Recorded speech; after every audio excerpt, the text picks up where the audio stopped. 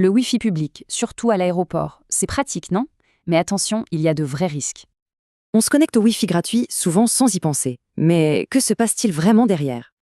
Ce qui est une simple connexion pour nous est une porte ouverte pour un hacker.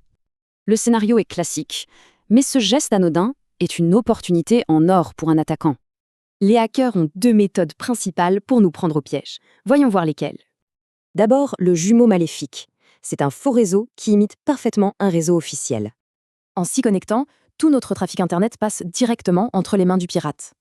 La deuxième technique, l'attaque de l'homme du milieu, qui, elle, vise les vrais réseaux. Le principe est simple mais redoutable. Le pirate s'insère au milieu et intercepte tout. Il peut alors lire et même modifier toutes les données qui ne sont pas chiffrées.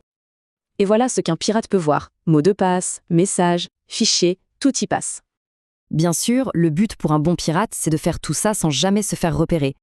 Pour ça, ils utilisent des réseaux publics ou des serveurs proxy pour rester anonymes. Bon, la vraie question c'est comment faire pour protéger ces informations personnelles. La première chose et la plus efficace, utiliser un VPN. Ça chiffre toute la connexion.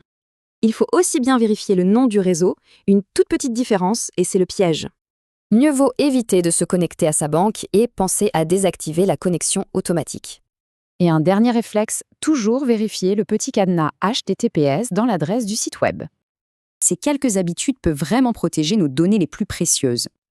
Alors la prochaine fois face à un Wi-Fi gratuit, on y réfléchira à deux fois, n'est-ce pas?